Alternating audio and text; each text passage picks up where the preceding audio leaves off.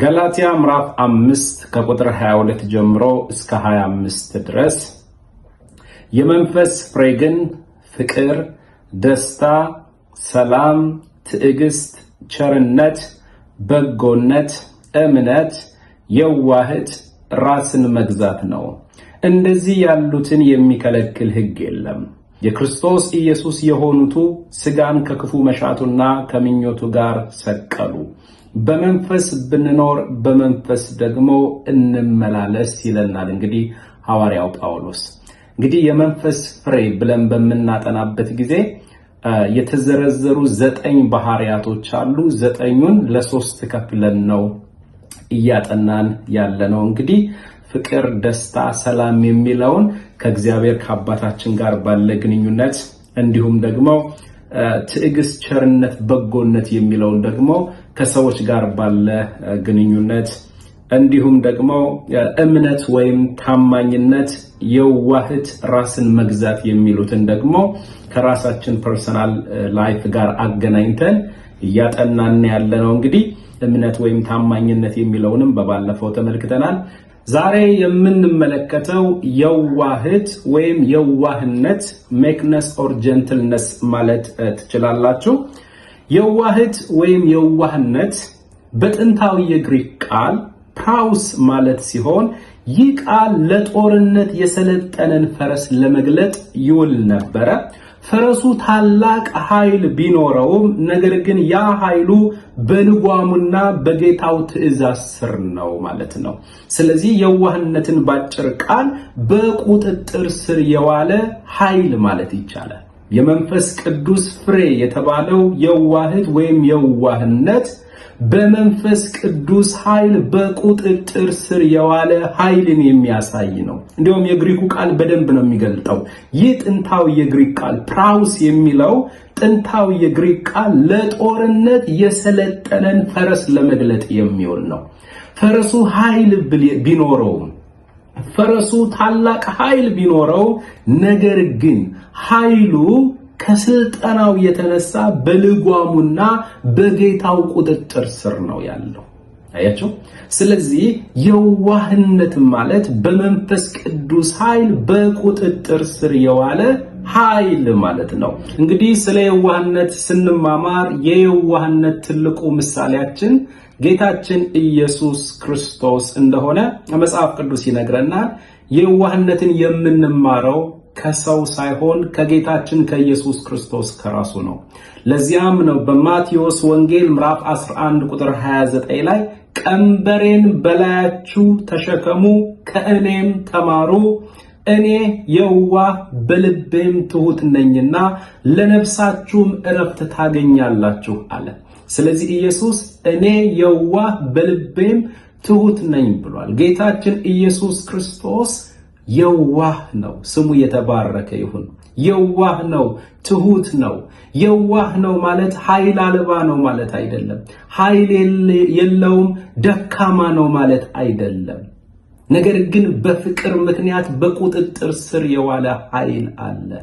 ቅድም እንዳየነው የዋህነት በመንፈስ ቅዱስ ኃይል በቁጥጥር ስር የዋለ ኃይል ነው። የዋህነት ወይም የዋህት በፍቅር የታጠረ ኃይል ነው። አባቶይ በጌታ በኢየሱስ ክርስቶስ ስም ቃልህን አስተምረን፣ ጸጋህን ጨምርልን። ከዚህ የተነሳ ጌታችን ኢየሱስ ክርስቶስ ምንም ኃይል ቢኖረውም አቅም ቢኖረውም ነገር ግን በፍቅር ምክንያት ኃይሉን አልተጠቀመም። ለዚያም ነው በሸላቾቹ ፊት ዝም እንደሚል ጠቦት ለእርድ ተነዳ የሚለው። ዝም እንደሚል ጠቦት ለእርድ የተነዳው ኃይል ስለሌለው ደካማ ስለሆነ ሳይሆን ኃይሉ በፍቅር ተይዟል። ለኛ ባለው ፍቅር ተይዟል። ይህንን ነገር በደንብ የሚገልጥልን ዘፍጥረት ምዕራፍ 22 ላይ አብርሃም ልጁን ይስሐቅን ሊሰዋለት ለእግዚአብሔር ወደ ሞሪያም ተራራ ይዞ ከሄደ በኋላ እንጨቱን ረበረበ ይላል። ቀጥታ ልጁን ያርድ ዘንድ ቢላዋውን አነሳ። ያን ጊዜ እግዚአብሔር መልአክ ይገለጥለታል። የእግዚአብሔር መልአክ ይገለጥና እኔን እንደምትፈራ አይቻለሁ፣ በረከትን እባርካለሁ ካለው በኋላ አብርሃም ዓይኑን አነሳ፣ ያን ጊዜ ቀንዶቹ በዕፀ ሳቤቅ የተያዘ በግ አየ ይላል። ቀንድ በመጽሐፍ ቅዱስ ኃይልን፣ ብርታትን የሚያሳይ ነው። ነገር ግን ቀንዱ ወይም ኃይሉ ከምድር በበቀለ በዕፀ ሳቤቅ ተይዟል። በዕፀ ሳቤቅ ተይዟል። ምንም ኃያል ቢሆን፣ ምንም ቀንድ ቢኖረው፣ ምንም ኃይል ቢኖረው ከምድር በበቀለ በዕፀ ሳቤቅ ተይዟል። ያ ነገር ስለ ጌታችን ስለ ኢየሱስ ክርስቶስ ያስተምረናል። ምክንያቱም ኢየሱስ ክርስቶስ የዓለምን ሁሉ ኃጢአት የሚያስወግድ የእግዚአብሔር በግ ነው ተብሏል። እንዲሁም ራእይ መጽሐፍ ላይ ከበጉ ቁጣ ማን ይሰውረናል ይላሉ ሰዎች። ተራሮች ሆይ በላያችን ላይ ውደቁ፣ ከበጉ ቁጣ ማን ይሰውረናል? አያችሁ፣ ይሄ በግ የሚቆጣ ነው። ከእርሱ ቁጣ የሚያመልጥ የለም፣ ከኃይሉ የሚያመልጥ የለም። ነገር ግን የዛሬ 2000 ዓመት ጌታችን ኢየሱስ ክርስቶስ በሸላቾቹ ፊት ዝም እንደሚል ጠቦት ለእርድ የተነዳው ደካማ ስለሆነ ኃይል ስለሌለው ሳይሆን ለኛ ካለው ፍቅር የተነሳ ነው። ኃይሉ በፍቅር ምክንያት ተይዟል። የአብርሃም የተመለከተው በግ ኃይሉ፣ ቀንዱ ከምድር በበቀሉ ዕፀ ሳቤቅ እንደተያዘ እንዲሁ ጌታችን ኢየሱስ ክርስቶስ በእኛ ምክንያት ኃይሉ ተይዟል። ለኛ ካለው ፍቅር የተነሳ ኃይሉ ተይዟል። ስለዚህ ኢየሱስ ክርስቶስ የዛሬ 2000 ዓመት በሸላቾቹ ፊት ዝም እንደሚል ጠቦት ለእርድ የተነዳው የዋህ ስለሆነ ነው። የዋህ ስለሆነ ነው። ኃይል ስለሌለው አይደለም፣ ደካማ ስለሆነ አይደለም። ለኛ ካለው ፍቅር የተነሳ ኃይሉ በፍቅር ቁጥጥር ውስጥ ሆኗል። ኃይሉ ለኛ ባለው ፍቅር ታጥሯል። ስለዚህ ኢየሱስ ራሱ ምን አለ? እኔ የዋህ በልቤም ትሁት ነኝና አለ። ስሙ የተባረከ ይሁን። እንግዲህ ዝርዝር ነገሮችን በሚቀጥለው ስለምንመለከት ዛሬ ስለ የዋህነት የጥንት የቤተ ክርስቲያን አባቶችና ታላላቅ አስተማሪዎች የሰጡትን አንዳንድ ማብራሪያ እንመለከታለን። አንደኛ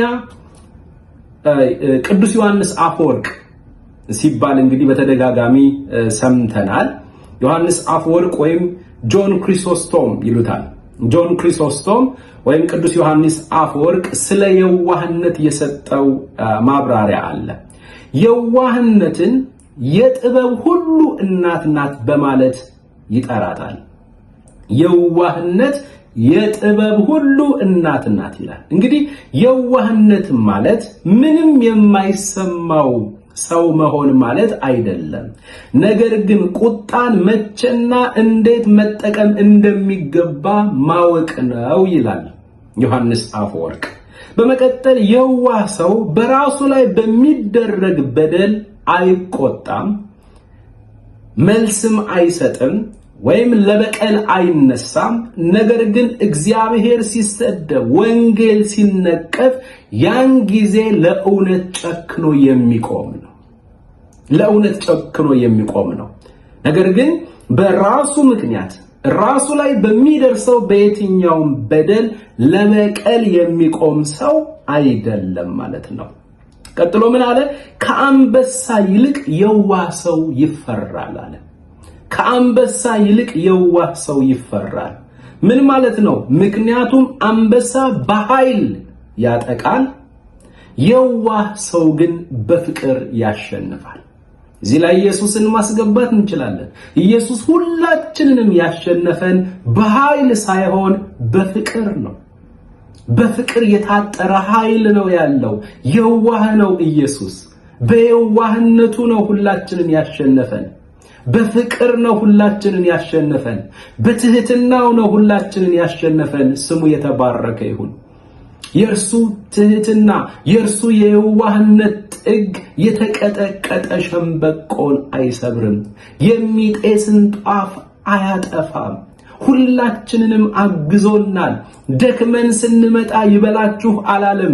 ነገር ግን ከጸጋው ዙፋን አቅምንና ኃይልን፣ ምሕረትን፣ ጸጋን እየሰጠ እንደገና መቆም የምንችልበትን አቅም ይሰጠናል። ስሙ የተባረከ ይሁን። ስለዚህ ከአንበሳ ይልቅ የዋህ ሰው ይፈራል አለ። ምክንያቱም አንበሳ በኃይል ሲያጠቃ የዋህ ሰው ግን በፍቅር ነው የሚያሸንፈው በማለት የዋህነትን መንፈሳዊ ልዕልና እንግዲህ ዮሐንስ አፈወርቅ እንዲህ ባለ ሁኔታ ገልጦታል። ቀጥሎ ሁለተኛ ላይ ቅዱስ አጉስጢኖስ የሚባል ታላቅ መምህር ታውቃላችሁ። ሴንት ኦገስቲን ሲባል ሰምታችኋል። እንግዲህ የዋህነትን ከትህትና ጋር አያይዞ ነው እንግዲህ ያስተማረው። ወደ እግዚአብሔር ለመድረስ አለ የመጀመሪያ መንገድ ትህትና ነው፣ ሁለተኛውም ትህትና ነው፣ ሶስተኛውም ትህትና ነው ብሎ ያስተምራል። ስለ የዋህነት ደግሞ ሲገልጥ የዋህነት ለእግዚአብሔር ቃል ራስን ማስገዛት ነው ማለት። እዚህ ላይ ብዙ ነገር እንማራለን። የዋህ ሰው በእግዚአብሔር ቃል ላይ አያምጽም። የዋህ ሰው የእግዚአብሔርን ቃል ለራሱ ጥቅም አይጠቀምም። የዋህ ሰው የእግዚአብሔርን ቃል ላላስፈላጊ ነገር አያውለውም። ለእግዚአብሔር ቃል ሪስፔክት አለው። ለእግዚአብሔር ቃል ክብር አለው። ለዚያም ነው ምን አለ? የዋህነት ለእግዚአብሔር ቃል ራስን ማስገዛት ነው ብሎ ይተረጉመዋል። የዋህ ሰው በመጽሐፍ ቅዱስ የዋህ ሰው መጽሐፍ ቅዱስን ሲያነብ የማይረዳው ነገር ቢገጥመው ቃሉ ተሳስቷል አይልም። ይልቅስ እኔ አላስተዋልኩም ብሎ ራሱን ዝቅ ያደርጋል። ዋው! አያችሁ ቅዱሳን፣ የዋህ ሰው ጳውሎስ ተሳስቷል። ጳውሎስ ይህንን የጻፈው በዛ ዘመን ስለነበሩ ሰዎች ነው። ይህንን አይመለከተንም አይልም። ያልገባው ነገር እንኳን ቢኖር መጽሐፉን አይደለም የሚኮንነው፣ መጽሐፉ ልክ አይደለም አይልም። የዋህ ሰው እኔ ስላላስተዋልኩት ብሎ እግዚአብሔር እንዲገልጥለት በእግዚአብሔር ፊት ራሱን ዝቅ ያደርጋል። በመንፈስ ቅዱስ ፊት ራሱን ዝቅ ያደርጋል። አባት ሆይ ለሁላችንም ጸጋ ጨምርልን። እንደምንመለከተው በዚህ ዘመን አንደኛ መጽሐፍ ቅዱሱ የተረሳበት ዘመን ነው። ሁለተኛ መጽሐፍ ቅዱሱን እንኳን የሚያነቡት ወይም መጽሐፍ ቅዱሱን እንኳን ከፈለጉት እነርሱ ላሰቡት ነገር ማስፈጸሚያ ይሆን ዘንድ ለማዋል ብቻ እንጂ መጽሐፍ ቅዱሱን እኔ ከመጽሐፍ ቅዱስ ምክር አገኛለሁ፣ የአምላኬ ቃል ነው፣ ራሴ ታንጬ ራሴ ተምሬ እንደገና ደግሞ ሌሎችን በተሰጠኝ ጸጋ አስተምራለሁ፣ እረዳለሁ አይደለም። በዚህ ዘመን ሁላችሁም ታውቃላችሁ፣ ሊናገር ከፈለገው ትንቢት ከሚለው ነገር ጋር አብሮ የሚሄድለትን ቃል ብቻ ነው የሚሰበስበው። የእግዚአብሔርን ቃል እርሱ ለሚፈልገው ዓላማ ነው ማዋል የሚፈልገው አብዛኛው መድረክ ላይ ያለ ሰው። በዚህ ዘመን አይኑን የጨፈነ ሁሉ አንደኛ መጽሐፍ ቅዱሱን አያነብም፣ አያውቀውም። ሁለተኛ መጽሐፍ ቅዱስን ደግሞ እያነበብኩ ነው ወይም አነባለሁ ካለ መጽሐፍ ቅዱሱን የሚከፍተው እርሱ ሊናገር ላለው ነገር ድጋፍ እንዲሆንለት ብቻ ነው። እግዚአብሔር ሆይ እባክህ በዚህ ዘመን ጸጋ ጨምርልን። ይኸውላችሁ ቅዱሳን፣ ለእግዚአብሔር ቃል ትልቅ ሪስፔክት ሊኖረን ይገባል። የኔ ትምህርት በእግዚአብሔር ቃል ይመረመራል እንጂ በኔ ትምህርት የእግዚአብሔር ቃል አይመረመርም። በጣም ጥንቃቄ ልናደርግ ያስፈልጋል። አገልግሎታችን በእግዚአብሔር ቃል ይመረመራል እንጂ በእኛ አገልግሎት የእግዚአብሔር ቃል አይመረመርም። በእኛ መዝሙር የእግዚአብሔር ቃል አይመረመርም። በእኛ ትምህርት የእግዚአብሔር ቃል አይመረመርም። ይልቅስ ትምህርታችን፣ መዝሙራችን፣ ስብከታችን በእግዚአብሔር ቃል ይመረመራል። ለእግዚአብሔር ቃል ትልቅ ሪስፔክት ያስፈልጋል። የእግዚአብሔር ቃላት የእግዚአብሔር ኢንስፓይሬሽን እስትንፋስ ያለባቸው ናቸው። እስትንፋሰ መለኮት ነው የእግዚአብሔር ቃል። በመንፈሳዊውም በስጋዊ ነገራችንም ላይ የመጨረሻ ብያኔ መስጠት የሚችል ባለስልጣን ቃል ነው የእግዚአብሔር ቃል። ሁላችሁም ወደ ቅዱስ ቃሉ እንመለስ። ትሁት ሰው ለእግዚአብሔር ቃል ጊዜ አለው። ትሁት ሰው የእግዚአብሔርን ቃል በሚያነብበት ጊዜ የማይረዳው ነገር እንኳን ቢኖር አለ አውግስቲን እኔ ስላላስተዋልኩ ነው ብሎ እንደገና አምላኩን በጸሎት ይጠይቃል ይገልጥለት ዘንድ። ራሱን በእግዚአብሔር ቃል ስር ያደርጋል። አገልግሎቱን በእግዚአብሔር ቃል ስር ያስገዛል። ሕይወቱን በእግዚአብሔር ቃል ስር ያስገዛል ማለት ነው። ሌላ ሶስተኛ ላይ ስማቸው ያልተጠቀሰ አስተማሪ እንዲህ የሚል ቃል ተናግረዋል። ስለ የዋህነት ሲያስተምሩ ከልብ ሰላም ጋር ነው የሚያገናኙት። ከልብ ሰላም ጋር ያገናኙታል። የዋህነት ማለት ልብ ለፍጥረት ሁሉ የሚራራበት ደረጃ ላይ መድረስ ነው ይላል። ስለ የዋህነት ምን አሉ? የዋህነት ማለት ልብ ለፍጥረት ሁሉ የሚራራበት ደረጃ ላይ መድረስ ነው። ዋው ዋው! የዋህ ሰው ሩሩህ ነው ማለት ነው። የዋህ ሰው ተአዛኝ ነው፣ ሩሩህ ነው፣ ለሌሎች ያዝናል፣ ለሌሎች ይራራል ማለት ነው። አባቶ በኢየሱስ ክርስቶስ ስም እናመሰግንሃለን። የዋህነት ማለት ልብ ለፍጥረት ሁሉ የሚራራበት ደረጃ ላይ መድረስ ነው አለ። አሜዚንግ አሜዚንግ! በዚህ ውስጥ የምንማረው ነገር አለ። ለምናገለግላቸው ሰዎች፣ መድረክ ላይ የቆምን ሰዎች ምን ያህል እንራራላቸዋለን? ምን ያህል እናዝንላቸዋለን? ልባችን የሚራራበት ደረጃ ላይ ከደረስን የዋህነት እየተገለጠብን ነው። ለምናገለግላቸው፣ ለምናስተምራቸው ቅዱሳን የምንራራበት የምናዝንበት ደረጃ ላይ ከደረስን የዋህነት እየተገለጠብን ነው። ወንጌል ለመስበክ ወደ ተለያየ ቦታ ከመሄዳችን በፊት መድረክ ላይም በማስተማር በመስበክ በዝማሬ ለማገልገል ከመቆማችን በፊት ወንጌል ለምንሰብክላቸውም ሰዎች እንዲሁም ደግሞ ለምናስተምራቸውም ቅዱሳን የርህራሄ ልብ ያስፈልገናል። የርህራሄ ልብ ስትራራላቸው ነው ወንጌልን ይዘወተህ፣ ስታዝንላቸው ነው ወንጌልን ይዘወተህ የምትሰብከው ማለት ነው።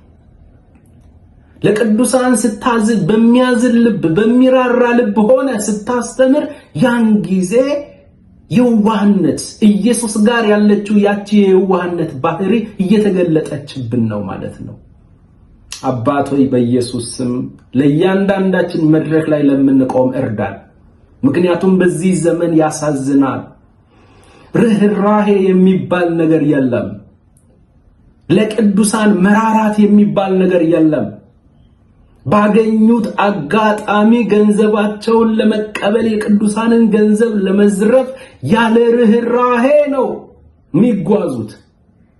ያለ ርህራሄ አላስፈላጊ ቃል መናገር፣ የስድብ ቃላት መናገር፣ የኩነኔ ቃላት መናገር፣ ቅዱሳንን ባላስፈለገ ቃል መናገር እርሱ የዋህነት አይደለም። ኢየሱስ አላደረገውም። ኢየሱስ አላደረገውም። ኢየሱስ ሕዝቡን አልበዘበዘም። አንድ ሰው እንዲህ ነው ያለው፣ በኢየሱስ ዘመን አንዱ ኢየሱስ 5000 ሰዎችን መገበ አለ። በዚህ ዘመን ግን 5000 ሰዎች አንዱን ፓስተር ይመግቡታል አለ። አባቶይ ስለ ስም ስትል እባክህ ራራልን፣ ጸጋን ጨምርልን። ስለዚህ የርህራሄ ልብ ናት የዋህነት። ለሰው ሁሉ የምትራራበት የምታዝንበት ደረጃ ላይ ከደረሰ ልብ የዋህነት እየተገለጠብህ ነው። አባቶይ ለእያንዳንዳችን አቅም ስጠን። ለምናገለግላቸው ሰዎች በእውነት እንራራለን። ለምናስተምራቸው ሰዎች በእውነት እናዝንላቸዋለን። ወንጌል ለመስበክ ስንወጣ በምን አይነት መንፈስ ነው የምንወጣው? በምን አይነት መንፈስ ነው የምንወጣው? ወንጌል ሰብቻለሁ ለማለት የግድ ሪፖርት ስለሚጻፍ በዚህ ዓመት ወንጌል ስርጭት ወተን ይሄንና ይሄንን አድርገናል ለማለት ነው ወይስ ኢየሱስ ጋር ያለችው ያቺ የርህራሄ ልብ የትህትና ልብ እሱን ይዘን ወተን ያችን የዋህነት ተላብሰን ይዘን ወተን ነው ወንጌልን የምንሰብከው ነው ለሪፖርት ነው ነጮች ፈንድ ስለሚያደርጉ ብር ስለሚሰጡ ለነሱ የግድ ሪፖርት መጻፍ ስላለበት ነው ወንጌል ምን ወጣው ወንጌል ስርጭት የምንለው አባባ ስለስም ስትል ስለዚህ ምን አለ የዋህነት ማለት ልብ ለፍጥረት ሁሉ የሚራራበት ደረጃ ላይ መድረስ ነው በዚህ ውስጥ ጭካኔ የለም በዚህ ውስጥ ክፋት የለም ቀጥሎ ምን አለ ሰው የዋህ ሰው ጠላቶቹን ሲያይ ወይም የጎዱትን ሰዎች ሲያይ አያዝንም ለበቀልም አይነሳም ይልቁንም እንደራሱ ነፍስ አድርጎ በእግዚአብሔር ፊት ይጸልይላቸዋል ጌታችን ኢየሱስ ክርስቶስ እንዳደረገው ሲሰቅሉት ምን አለ አባቶ የሚያደርጉትን አያውቁምና ይቅር በላቸው ብሎ ጸለየ ኃይል አለው አንዳች ነገር ማድረግ ይችላል ደካማ ስለሆነ አይደለም አቅም ስለሌለው አይደለም ነገር ግን እያየ ይራራላቸዋል እየሰቀሉት ያዝንላቸዋል የዋህነት ትህትና ስለዚህ ምን አለ ኢየሱስ አባቶይ የሚያደርጉትን አያውቁምና ይቅር በላቸው እንደዛ ያደረጉት ይጸልይላቸዋል እንደዛ ያደረጉት ይማልድላቸዋል እንደዚሁ የጌታ የኢየሱስ ክርስቶስ የዋህነት የሚገለጥበት ሰው የበደሉትን የጎዱትን ሰዎች እንኳን ሲያይ ለበቀል የሚነሳ አይደለም ይልቅስ ስለነርሱ ይጸልያል በእግዚአብሔር ፊት ይቃትታል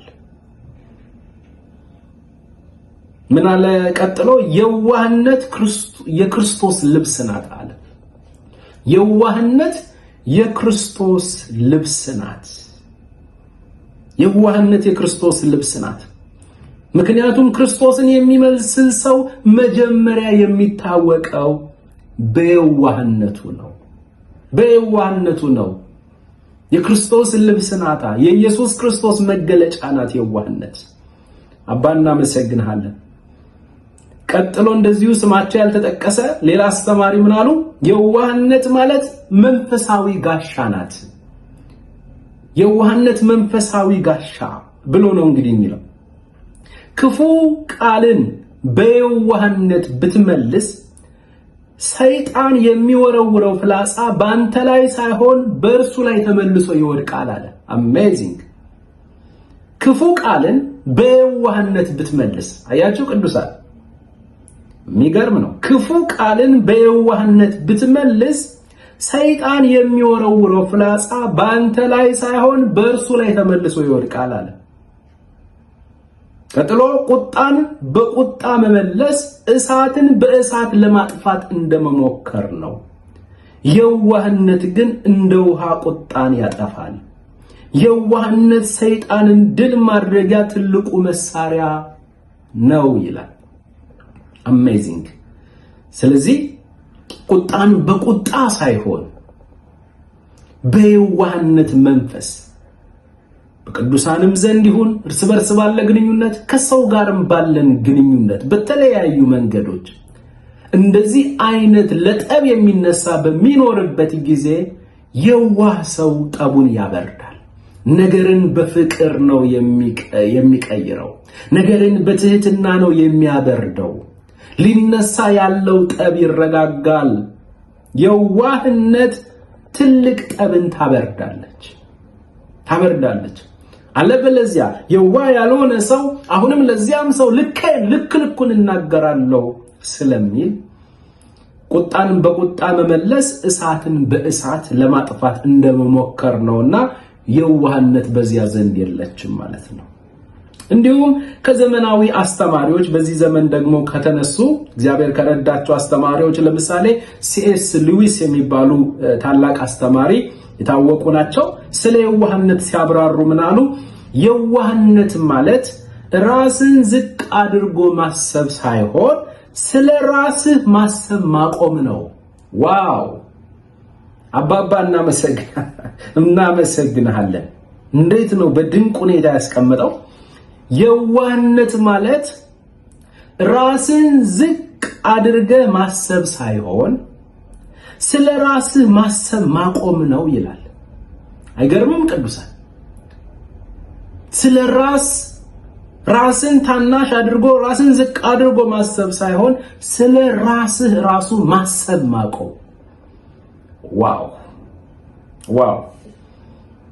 ቴስ ሉዊስ ምን ይላሉ ቀጥለው? የዋህ ሰው ስለ ራሱ ክብር፣ ስለ ራሱ መብት ወይም ስለ ራሱ ዝና አይጨነቅም። ሙሉ ትኩረቱ እግዚአብሔርን በማገልገል ወንጌልን በማስተማርና ቅዱሳንን በመርዳት ላይ ብቻ፣ ሰዎችን በመርዳት ላይ ነው ቢዚ የሚሆነው። በእግዚአብሔርና በቅዱሳን ዘንድ፣ በእግዚአብሔርና በሰዎች ዘንድ ነው ቢዚ የሚሆነው። ዋው! የዋህ ሰው ስለ ራሱ ክብር አይጨነቅም፣ ስለ ራሱ መብት አይጨነቅም፣ ስለ ራሱ ዝና አይጨነቅም። በዚህ ዘመን ደግሞ ተገላቢጦሽ ነው። ይህንን አባባል ወይም ደግሞ ስለ የዋህነት ይህንን ማብራሪያ ይዘህ በዓለም ዘንድ ብትቀርብ ምንድነው መልሱ? ምንድነው መልሱ? ዓለም ምንድነው መልሷ? ተውት፣ ዓለም ብቻ አይደለም። ዓለም ጓዟን ጠቅልላ በዚህ ዘመን ወደ ቤተ ክርስቲያን ውስጥ ገብታለችና ብዙ ቅዱሳን ስለ የዋህነት ያላቸው ሐሳብ ምንድነው? የዋህነት ራስን ዝቅ አድርጎ ማሰብ ሳይሆን ስለ ራስ ማሰብ ማቆም ነው ብትሉት፣ በዚህ ዘመን ያለን ሰው፣ በዚህ ዘመን ያለን ክርስቲያን ምንድነው የሚላችሁ? ምንድነው የሚላችሁ? መልሱ የታወቀ ነው። ማንም አይሰማችሁም። ምክንያቱም ይህ የመጨረሻው ዘመን ስለሆነ፣ የፍጻሜ ዘመን ላይ እንደመገኘታችን ራስ ወዳድነት የሰለጠነበት ታይም ስለሆነ ሁሉም ራሱን ለማሳየት ነው የሚሯሯጠው። ሁሉም ጥቅም ፈልጎ ነው የሚሯሯጠው። ራሱን ለማሳየት የሚሯሯጠውን ራስ ወዳድ የሆነውን ሰው ስለ ራስህ ማሰብ ማቆም አለብህ ብትሉት ይሄ ሞኝነት ነው፣ የዋህነት አይደለም ነው የሚላችሁ። አዎ በዓለም ዘንድ ይሄ ሞኝነት ሊሆን ይችላል። ዓለም በእግዚአብሔር ቃል አትመራም። ቤተ ክርስቲያን ግን በእግዚአብሔር ቃል ነው የምትመራው። የሚያሳዝነው በእግዚአብሔር ቃል የምትመራው ቤተ ክርስቲያን እንደ ዓለም ማሰቧል፣ እንደ ዓለም ማሰቧል። የዋህነትን እንደ ሞኝነት መቀየሯ፣ የዋህነትን እንደሚያሳዝን ሰው መቀየሯ፣ የዋህነትን ምንም እንደማይችል ኃይል እንደሌለው እንደማይሰማው ሰው ማሰቧ ያሳዝናል።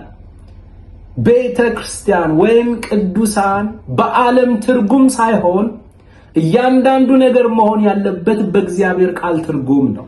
የእግዚአብሔር ቃል ስለ የዋህነትም ያስተምራል።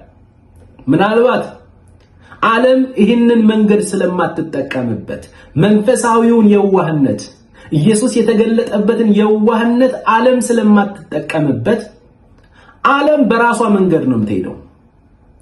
ዓለም ጠልፈ በመጣል ነው ፊት ለፊቱን መያዝ ያለብህ። ዓለም የሆነ ነገር አድማ ሰርተህ ነው የፊት ለፊቱን ቦታ መያዝ ያለብህ። ቤተ ክርስቲያን ውስጥ መንፈሳዊ ዓለም ውስጥ ስትመጣ ግን ጌታ ኢየሱስ ክርስቶስ የፊት ለፊቱን ቦታ መያዝ የሚፈልግ የሁሉ የበታችሁን ሁሉን ያገልግል፣ ዝቅ ያለውን ቦታ የያዝ ብሎ ነው ያስተማረው። ስለዚህ በዓለም መንገድ ቤተክርስቲያን ውስጥ መታ አይሳካልህም። በሚያሳዝን ሁኔታ ቤተክርስቲያን ውስጥ አክት የሚደረገው በዓለም መንገድ መሆኑ ነው።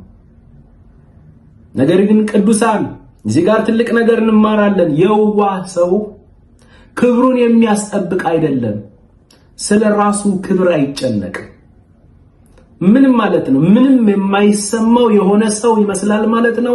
አይደለም፣ አይደለም። ሐሳቡ በሌላ ክፍል ተይዟል። በክርስቶስ ተይዟል፣ በእግዚአብሔር ነገር ተይዟል፣ በወንጌል ተይዟል። ሲጀመር እኛ ራሱ ምን ክብር አለንና ነው ክብራችንን የምናስጠብቀው? ቅዱስ ምን ክብር አለን ኢየሱስን ከማመናችን በፊት? ይቺ ዓለም ምን አይነት ክብር ነው የምትሰጠው? ሰይጣንስ ምን አይነት ክብር ነው የሰጠው? በኃጢአታችንና በበደላችን ሙታን የነበርነው የእግዚአብሔር ጠላቶች ነው የነበርነው። ስለዚህ ሙታን ምን አይነት ክብር ነው ያላቸው? የእግዚአብሔር ጠላቶች የሆኑ ከእግዚአብሔር ጋር ያልታረቁ ዓለማውያን ምን አይነት ክብራቸው ነው የሚያስቀናን? ምን አይነት ክብራቸው፣ ምን አይነት ዝናቸው ነው የሚያስቀናን? ከፊት ለፊታቸው በክርስቶስ ኢየሱስ እስካላመኑ ድረስ ከፊት ለፊቱ እሳት፣ ከፊት ለፊቱ የገሃነም ፍርድ ያለበት ሰው የትኛው ዝናው ነው የሚያስቀናው?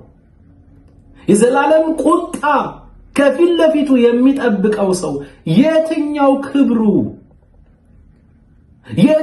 ክብሩ ነው የሚያስቀናው? ቅዱሳን ያሳዝናል። በዚህ ዘመን ቅዱሳን በዓለማውያን ሲቀኑ ማየት፣ ዓለማውያንን ሲያደንቁ በሆኑ ግራ በተጋቡ ወጣት ልጆች ሲደነቁ ስታዩ ኦ ማይ ጋድ! ራስን በክርስቶስ ኢየሱስ ባለ ከፍታ አለመመልከት፣ በቅዱስ ቃሉ እግዚአብሔር ያስቀመጠንን ኳሊቲ ደረጃ አለመመልከት፣ የህይወት ኳሊቲ አለመመልከት ምንኛ አሳዛኝ ነው።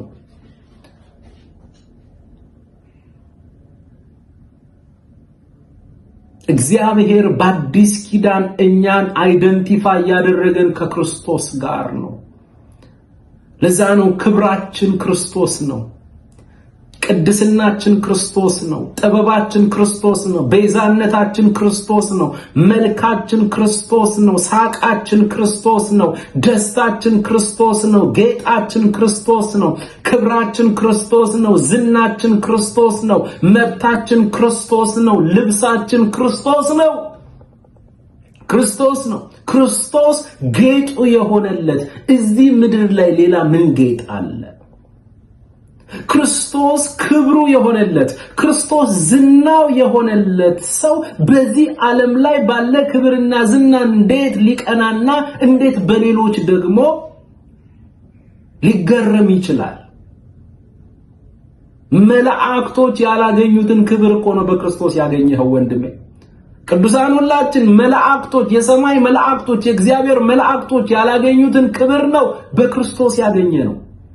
ከመላእክቶች መካከል በእግዚአብሔር ቀኝ የተቀመጠ የለም። ከመላእክቶች መካከል እግዚአብሔር መቅደሱ አድርጎ የሚኖርበት የለም። ራሱ ገብርኤል ተናግሯል። መልአኩ ገብርኤል እኔ በእግዚአብሔር ፊት የምቆመው ገብርኤል ነኝ አለ። አገልጋይነቱን ነው የሚያሳይ። እኛስ በክርስቶስ በእግዚአብሔር ቀኝ ምን ብለናል? ተቀምጠናል። መላእክቶችን ወራሾች ያላላቸውም፣ እኛን ግን በክርስቶስ የእግዚአብሔር ወራሾች ተደርገናል። እግዚአብሔር በመንፈስ ቅዱስ አማካኝነት በውስጣችን እየኖረ ነው። መላእክቶች ውስጥ ግን የለም፣ አልተጻፈም። መላእክቶች በክርስቶስ የተደረገልንን ነገር ሊያዩ ይመኛሉ እየተባለ እኛ ግን ስለተፈጸመልን ነገር ትዝታውም የለንም። አባት ሆይ አይኖቻችንን ክፈትልን። ይህንን ሁሉ ያስወራን ምንድነው? የዋህ ሰው ሲኤስ ሉዊስ ያሉት ነገር ነው። የዋህ ሰው ስለራሱ ክብር፣ ስለራሱ መብት ወይም ስለራሱ ዝና አይጨነቅ። አይኖ ከባድ ነገር እያወራው እንደሆነ እንግባባለን። ምክንያቱም ክብሬ፣ መብቴ፣ ዝናዬ በሚል ትውልድ መካከል ስለ ክብር መጨነቅ አይገባህም፣ ስለ ዝና መጨነቅ አይገባህም፣ ስለ መብት መጨነቅ አይገባህም። አንተ የሌላ ዓለም ሰው ነህ። ክብርህም መብትህም ዝናህም ባንተ ሳያፍር መካከለኛው መስቀል ላይ የተሰቀለው ኢየሱስ ክርስቶስ ነው። እርሱ ሲያገኝህ ነው ክብር የጀመረው። እርሱ ጋር ስትገናኝ ነው ትክክለኛ ክብርህ የጀመረው። ክብሩን እኮ ሰጥቶናል አይደል እንዴ? ስለ ክብር እኮ ስናነሳ ዓለም ሳይፈጠር በፊት የነበረ ክብሬን ደግሞ ለነርሱ ሰጥቻለሁ። ምንኛ መታደል ነው! አንተ ኢየሱስ ነው ክብር። ቅዱሳን ክብራችን ኢየሱስ ነው። ቅዱሳን ዝናችን ኢየሱስ ነው። ስለዚህ የዋህ ሰው ስለራሱ ክብር የሚጨነቅ አይደለም። የዋህ ሰው ስለራሱ መብቴ የሚል አይደለም። የዋህ ሰው ዝና እያለ ዓለም ላይ አይሯሯጥም። ባገኘው አጋጣሚ ሙሉ ትኩረቱን የሚያደርገው በእግዚአብሔርና በወንጌል ነገር ላይ ደግሞ ሰዎችን በማገልገል ሰዎችን በመርዳት ጉዳይ ላይ ነው። አባቶይ በጌታ በኢየሱስ ክርስቶስም ጸጋ ጨምርልን። ለዚያም ነው ቆላሲስ ምዕራፍ 3 ላይ ሐዋርያው ጳውሎስ አንድ ነገር ይለናል። አይኖቻችንን ከፈትልን። ቆላሲስ ምዕራፍ 3 ከቁጥር 1 ጀምሮ እስከ 3 ድረስ እንግዲህ ከክርስቶስ ጋር ከተነሳችሁ ክርስቶስ በእግዚአብሔር ቀኝ ተቀምጦ ባለበት በላይ ያለውን እሹ። ክርስቲያን አእምሮ አስተሳሰቡ በምድራዊ ነገር ሊያዝ አይገባም። ምድራዊ ነገር ብርቅ ሆኖበት በምድራዊ ነገር ትኩረቱን በሙሉ ሊያዝ አይገባም እና ኢየሱስ ክርስቶስ በእግዚአብሔር ቀኝ ተቀምጦ ባለበት በላይ ያለውን እሹ፣ በላይ ያለውን ፈልጉ፣ ሰማያዊውን አስቀድሙ፣ ሰማያዊው ነገር ላይ ቢዚ ሁኑ። ቁጥር 2 ምን አለ? በላይ ያለውን አስቡ እንጂ በምድር ያለውን አይደለም። ምን አይነት የህይወት ኳሊቲ ውስጥ ነው እግዚአብሔር ያስገባል? ኢየሱስ ባለበት ያለውን ማሰብ፣ ኢየሱስ ባለበት ያለውን ያንን መናፈቅ። በላይ ያለውን አስቡ እንጂ በምድር ያለውን አይደለም። በዚህ ዘመን ደግሞ ይህ ቋንቋ ተገልብጦ በምድር ያለውን አስቡ እንጂ በላይ ያለውን አይደለም ይመስላል። ስብከታችንም አይናችንን ጨፍነን የምንናገረው ትንቢት እንኳን አይደለም፣ ዊሽና ጥንቆላ ነው። በቃ ይሳካላል፣ ትሄዳለህ፣ እቺ አሜሪካ ባትኖር በቃ ሁሉም ሰው አሜሪካ ትሄዳለህ ነው፣ ትሻገራለህ ነው፣ ካናዳ ትገባለህ ነው። እነዚህ አገሮች ባይኖሩ የት ነበር የምትሄደው? አንዳንድ ጊዜ እኮ ኢትዮጵያ ራሱ ትንሽ ተቀመጥ ይልሃል እግዚአብሔር ብትለው ያኮርፋል። ምን ነው የኔ ጊዜ ነው እንደ እግዚአብሔር ኢትዮጵያ የሚለው? መጽሐፉ ምን ያህል በላይ ያለውን አስቡ፣ በላይ ያለውን አስቡ እንጂ በምድር ያለውን አይደለም። በዚህ ዘመንስ በምድር ያለውን አስቡ እንጂ በላይ ያለውን አይደለም። ክርስትናችን እንደዚህ ነው። ይሄንን ያክል ተራርቀናል። ስለዚህ ሐዋርያው ጳውሎስ በቆሮንቶስ 15 ላይ ኢየሱስ ክርስቶስን ተስፋ ያደረግነው ለዚች ምድር ነገር ብቻ ከሆነ ከሰዎች ሁሉ የምናሳዝን ምስኪኖች ነን አለ። በምድራዊ ነገር በመብልና በመጠጥ ከሆነ ኢየሱስን ተስፋ ያደረጋችሁት በዚህ ምድራዊ ነገር ታይቶ በሚጠፋው ነገር ላይ ከሆነ ከሰዎች ሁሉ ካላመኑ ሰዎች ሁሉ ይልቅ የምናሳዝን ምስኪኖች ነን አለ። ምስኪኖች ነን። ስለዚህ በምድራዊ ጉዳይ አይደለም ልባችን ሊያዝ የሚገባው። በምድራዊ ጉዳይ መስራት ባለብን አቅጣጫ እንሰራለን። ክርስቲያን ሰራተኛ ነው። ኢየሱስ ሰራተኛ ስለሆነ እነ ጳውሎስ ሰራተኞች ስለሆኑ ክርስቲያን ሰራተኛ ነው፣ እንሰራለን። ገንዘብ ማግኘት ባለብን አቅጣጫ ሰርተን ገንዘብ እናገኛለን። መማር ባለብን አቅጣጫ እንማራለን። ማግባት፣ ትዳር መመስረት፣ ልጆች መውለድ፣ ማሳደግ ትክክል ነው፣ በረከት ነው፣ ከእግዚአብሔር ዘንድ የሚሰጥ። በምድራዊ ነገር መሄድ ባለባችሁ እግዚአብሔር በፈቀደላችሁ በከፈተላችሁ መንገድ ሁሉ ሂዱ። ነገር ግን ልባችሁ ፈጽሞ በእነዚህ ነገሮች ሁሉ ተይዘው ትኩረታችሁ ሁሉ በእነዚህ ነገሮች መሆን የለበትም። እንሄዳለን፣ የተባረከ ተስፋ አለን፣ እንነጠቃለን፣ ከጌታ ጋር እንሆናለን። ልባችን በትክክለኛው ዓለማችን መሆን አለበት። እኛ ክርስቲያኖች በዚህ ምድር ስንኖር እንግዶች ነን። በምድር ነን እንጂ ከምድር አይደለንም። እኛስ አገራችን በሰማይ ነው። ከዚያ የሚመጣ መድኃኒት አለ። በቅርቡ እንነጠቃለን። ስለዚህ እንደሚነጠቅ ሰው ሆነን እንመላለስ፣ እንደ እንግዳ ሆነን እንመላለስ። ልቡ ሌላ ቦታ እንዳለ፣ ልቡ ጌታ ጋር እንዳለ ትኩረቱ ሁሉ ጌታ ጋር እንደተያያዘ ሰው ሆነን መመላለስ አለብን እንጂ ሙሉ ትኩረታችን ልባችን የጌታን መምጣት መነጠቅን ረስተን በዚህ ምድር ጉዳይ ብቻ ቢዚ ሆነን በቃ ክርስትናው ላይኛው ተነስቶ ምድር የምንል ከሆነ ከሰዎች ሁሉ የምናሳዝን ምስኪኖች ነን ብሏል ሐዋርያው ጳውሎስ። ስለዚህ በላይ ያለውን አስቡ እንጂ በምድር ያለውን አይደለም።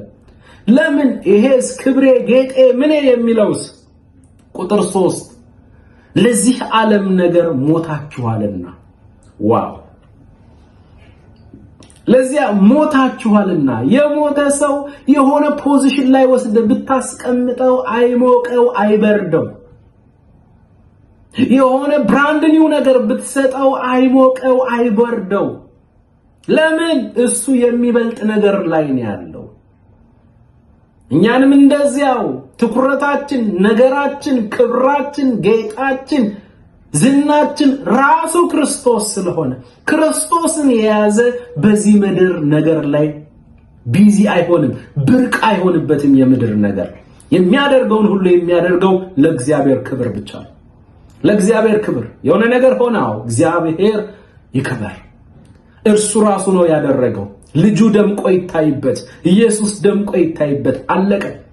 አይደለም ሀብት ንብረታችን ነውና እኛ ራሳችን የራሳችን እንዳልሆነን መጽሐፉ ነግሮናል። ስለዚህ እሱ ራሱ የራሱ ያልሆነ ሰው የሚያፈራው ሀብት ንብረት ሁሉ የሱ ሳይሆን ጌታ የሰጠኝ ነው የሚለው። አባባ እባክህ ጸጋ ጨምርልን። ስለዚህ ሞታችኋልና ሕይወታችሁ በእግዚአብሔር ከክርስቶስ ጋር ምን ብሏል? ተሰውሯል። ስለዚህ ይህንን እውነት የተረዳ እንደ ሞተ የተረዳ በክርስቶስ ለዚህ ዓለም ነገር እንደ ሞተ የተረዳ ሰው አሜን ሲል ይህንን ቃል ሲቀበል መሞቱን ሲቀበል በትንሣኤ ክርስቶስ በእርሱ መኖር ይጀምራል። የትንሣኤ ሕይወት ይገለጥብን ዘንድ የሰማያዊው ዓለም የሕይወት ሥርዓት ኢየሱስ በመንፈሱ በኩል በእኛ ውስጥ እንዲኖር ካስፈለገ ሞታችኋል የሚለውን ቃል ማመን ጥሩ ነው። ስለዚህ የዋህ ሰው ስለራሱ ክብር ምን አይልም፣ አይጨነቅም። በዚህ ዘመን በጣም ከባድ ነው ይህንን ማስተማር አውቃለሁ። ነገር ግን እውነቱ ይህ ነው። ክርስቲያኖች ራሳችሁን በእግዚአብሔር ቃል መነጽርነት ተመልከቱ። ራሳችሁን በክርስቶስ ካለ ማንነታችሁ ጋር በደንብ አድርጋችሁ ተመልከቱ። እግዚአብሔር እናንተን የሚመለከተው በዚህ ዓለም መመዘኛ አይደለም። እግዚአብሔር እናንተን የሚመለከታችሁ በክርስቶስ ነው። ራሳችሁን መመልከት የሚገባችሁ በዚህ ዓለም መመዘኛ ሳይሆን፣ ዓለም በምትሰጠው መመዘኛ ሳይሆን፣ ራሳችሁን ማሰማራት ያለባችሁ ዓለም በምትሰጠው መስፈሪያ ውስጥ ሳይሆን እግዚአብሔር እኛን ባስተናገደበት በሚመለከትበት በክርስቶስ ሆናችሁ ራሳችሁን ተቀበሉ። በክርስቶስ እግዚአብሔር ሲያየን በክርስቶስ ቅዱሳን ነን፣ በክርስቶስ ንጹሐን ነን፣ በክርስቶስ የክርስቶስ ክብር ተሰጥቶናል። እንደዚሁ ራስህን ተቀበለው፣ ማንነትህን ተቀበለው። አባባ አቅም ጨምርልን። ስለዚህ የዋህ ሰው ስለ ራሱ ክብር፣ ስለ ራሱ መብት ወይም ስለ ራሱ ዝና አይጨነቅም። ክብሬም ዝናዬም መብቴም ክርስቶስ ነው። በዚህ ምድር ነገር ላይ ብርቅ የሚሆንበት አንዳች ነገር የለም። ይልቅስ ሙሉ ትኩረቱ እግዚአብሔርን በማስደሰት ወንጌልን በማገልገል ሰዎችን በመርዳት ላይ ይሆናል ማለት ነው። አባባ ለሁላችንም ጸጋ ጨምርልን። እንግዲህ በሚቀጥለው ደግሞ ጠለቅ ብለን ነው እንግዲህ ወደ የዋህነት የሚለውን የመጽሐፍ ቅዱስ ጥቅሶችን ደግሞ እያወጣን እንመለከታለን ማለት ነው። ዛሬው ይህንን ይመስላል። ከእግዚአብሔር ከአባታችን ከጌታም ከኢየሱስ ክርስቶስ ብዙ ጸጋ፣ ብዙ ሰላም፣ ብዙ ምሕረት ለሁላችን ይሁን። አሜን።